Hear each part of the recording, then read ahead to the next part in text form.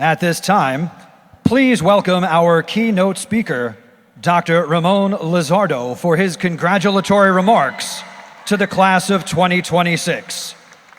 Dr. Lizardo, who is a 2003 graduate of New Brunswick Health Science Technology High School, has spent over a decade leading venture-backed healthcare companies as a CEO, board member, and investor. He was the architect of a nationwide 911 triage program connecting 10 million patients to a board-certified ER physician within 40 seconds. He is currently an adjunct professor at Harvard University, where he teaches the science of clinical business applications, and he is a student at Oxford University in England, studying applied technologies. Hello, hello.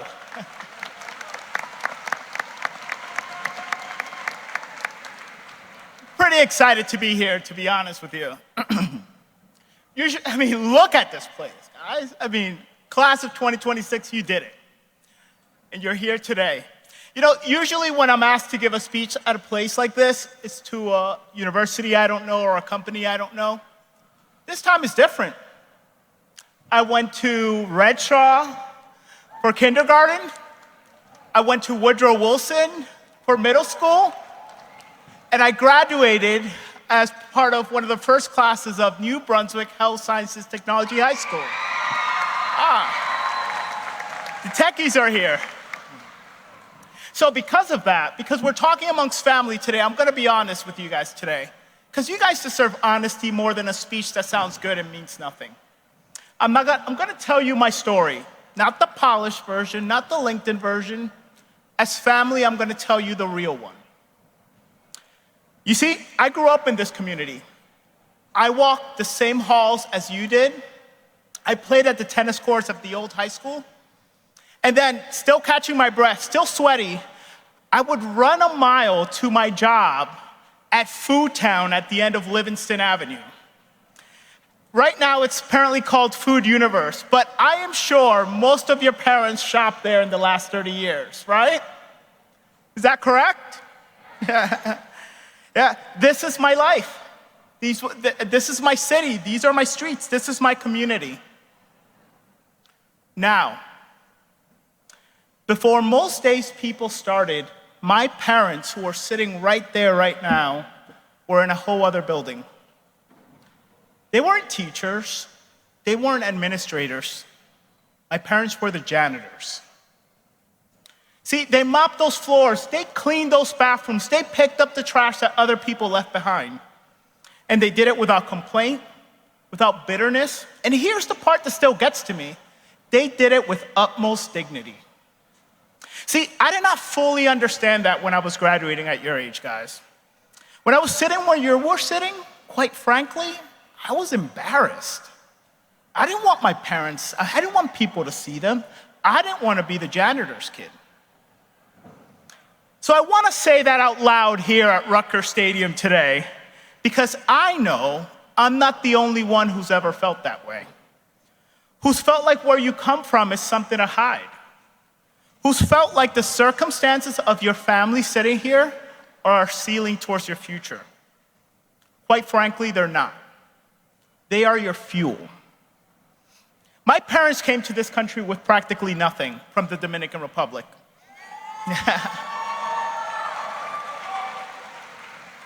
They came here with no degrees, no connections, no guaranteed path. What they had was a belief, so strong that it did not need to be spoken, that their children would have more. That belief became a North Star. I became a doctor. I got my MBA. I attended universities here and abroad, like Rutgers, lived 3 blocks away from here, Unibe overseas, Harvard, which is where I teach today, and Oxford University in England as a postdoctoral. And my first real medical job, guess where it was? Robert Wood Johnson University Hospital. You believe that? The same city, the same streets, the kid from Food Town, New Brunswick, now wearing a white coat. One would have thought I would have felt like I made it, right? But I sat with myself one day, and I said, you know what? I'm gonna leave. I'm gonna build something bigger. And you're thinking, bigger than Robert Wood? I mean, they employ a lot of people. Well, when you leave here, I want you to Google Robert Wood, and you'll realize it's one of the most influential institutions in the Northeast. They see about 500,000 patients a year. Then I want you to Google my name as a graduate of New Brunswick. And you'll realize one of my companies became the nation's largest virtual ER and sees over 10 million patients a year. I do not say that to diminish Robert Wood. I say, as a matter of fact, I'm extremely grateful for them. I say that because that is what happens when you refuse to accept someone else's ceiling as your own. Then I kept building company after company, and when the time came, those companies sold. And quite frankly, what I thought would be life-changing moments really didn't change me. Yeah, I lived somewhere else and no longer in an apartment. I drove a fancy car, but that didn't stop me from being a kid from New Brunswick, standing behind the register at Food Town at Livingston Avenue. That feeling, that hunger, that uncertainty, that sense that there's still more to do, more to be, more to become, it never goes away. I still wake up every single day feeling like, hey, I'm just getting started. But that's the point when you're a graduate of New Brunswick. Now, graduates, before I speak directly to you, I think I want to make sure that we honor some people here in the room. So, if you are a mom, a dad, an uncle, an aunt, a family member of a graduate sitting here today, not the staff, I want you to stand up. And if you can't stand, hold a hand up. Stand up for me for 2 minutes. Come on.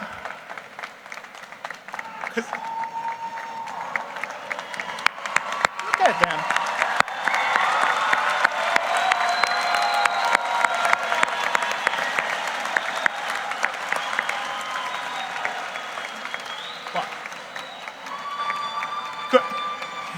Hey, graduates. Hey, they're rooting for you. So graduates, take a moment and look around at these people. There are about 8,000 seats in this auditorium, and there are about 600 of you. So it takes about 15 people just to get you to that point today. If you're a family member, I want you to know that we see you. Actually, we know what it took. We know about the double shifts. We know about the jobs that you took that were beneath your education, your talent, beneath what you deserve simply because it paid the bills. We know about the holidays you worked. We know about the trips you never took. We know about the dreams you quietly set aside so that this can happen today. A los padres hispanos que están aquí, ¿hay padres hispanos aquí?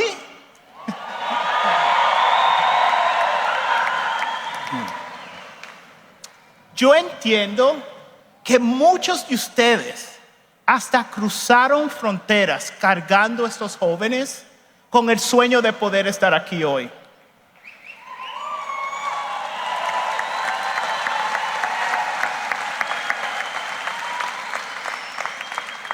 Yo entiendo que ustedes tomaron el reto más retante que puede hacer un ser humano como adulto, es aprender un segundo lenguaje.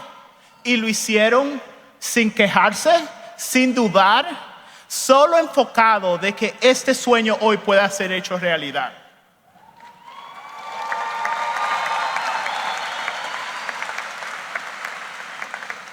I know about the sacrifices that were never spoken out loud because when you're from New Brunswick, sacrifice doesn't announce itself. It just shows up. You know, there are many parents here with tears in their eyes today. So I want you all to know, today's not just their day, today's yours as well.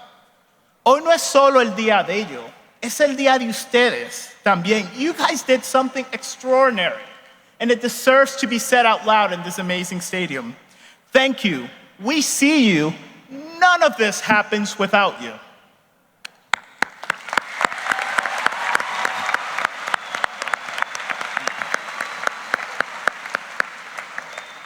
So while I'm here, I think there's some other people that we need to speak to as well. If you are a teacher, a nurse, an administrator, a security, if you get a check from the city of New Brunswick, please stand. Oh, you guys are behind me.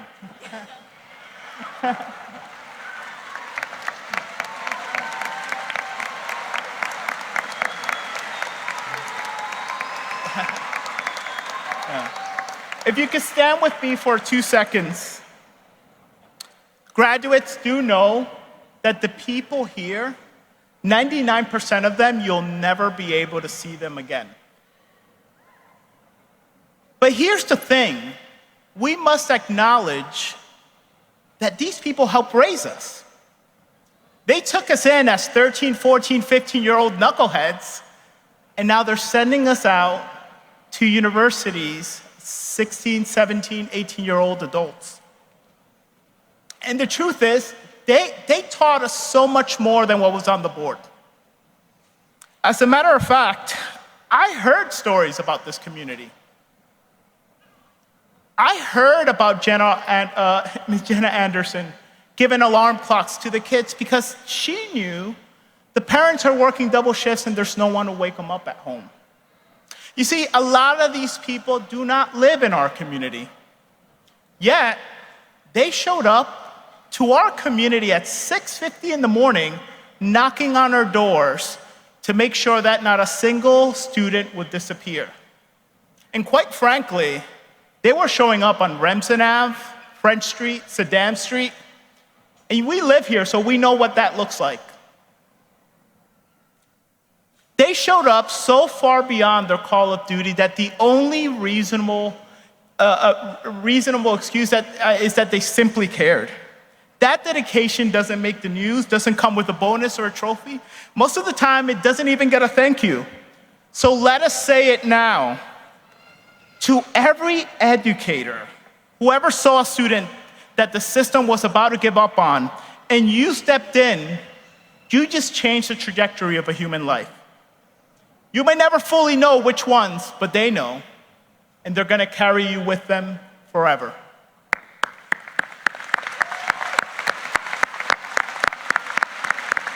Yeah. Now let's wrap it up. Graduates, back to you. Are you guys excited? Yeah, so I'm gonna give you 3 things, not platitude, not inspirational quotes, 3 things that I wish someone would have told me when I was in your seat. Are you guys ready? Okay, number 1. As a graduate of New Brunswick today, your identity is an asset, not an obstacle. There's gonna be a version of success that's gonna ask you to sound down your edges, to speak differently, to dress differently, to pretend you didn't grow up in New Brunswick. I want you to know that I tried that, it didn't work.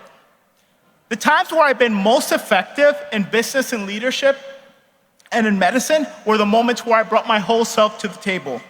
Do not, graduates, do not shrink yourselves to fit into rooms that weren't made for you. You guys go in and expand those rooms, okay? Number 2. You guys ready for number 2? Yeah. Graduates, I want you to go find your people and protect them fiercely. See, I did not get anywhere I am alone. I had mentors who took a chance on me when my resume didn't warrant it. I had colleagues who pushed me when I didn't want to go. I had 2 parents who were janitors who always made me feel like failure was not an option. You're gonna need people. Ask for help, give help, be loyal, be generous. The scorecard at the end of your life is not gonna be measured by your net worth, but it's gonna be measured by the depth of those relationships. And 3, who's ready for number 3? Number 3, graduates, I want you to do what I'm doing today. I want you to come back to New Brunswick.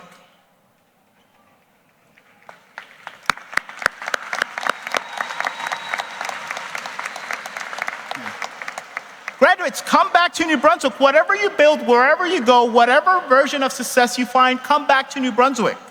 Because the cycle only breaks when we decide to break it. Your parents already broke one cycle, that's why you're here today. Now is your chance to break the necks.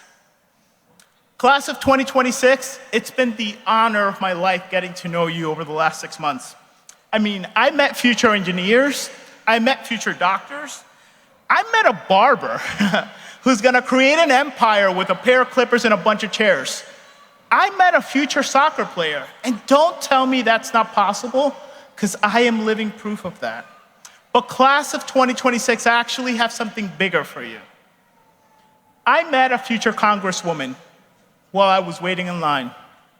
I see a senator here. I see people that are gonna walk into rooms of power and represent communities that have never had a seat at the table, through you. As a matter of fact, I'm gonna tell you something personal. I got a feeling that out of this class of 2026, I'm personally gonna get a call one day, and on the other line, it's gonna be a 35-year-old woman, graduate of New Brunswick, asking for a donation to be president of the United States.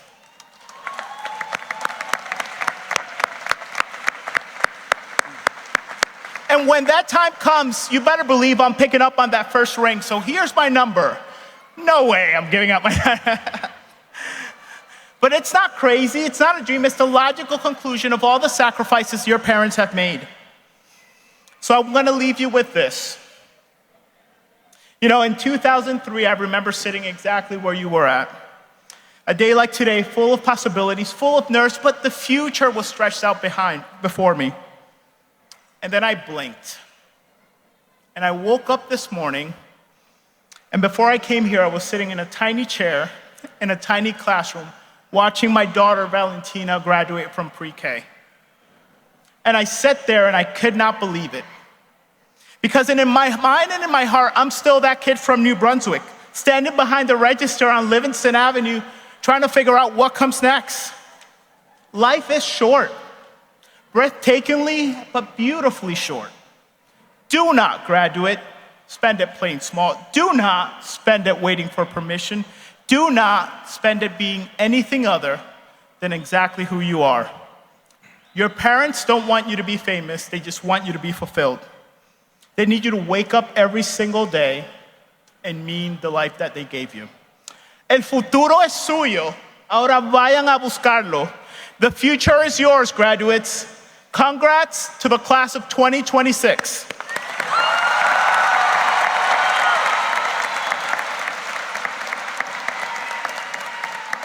Thank you, Dr. Lizardo. Ladies and gentlemen, at this time, we are honored to recognize Dr. Lizardo for his unwavering dedication and commitment to the students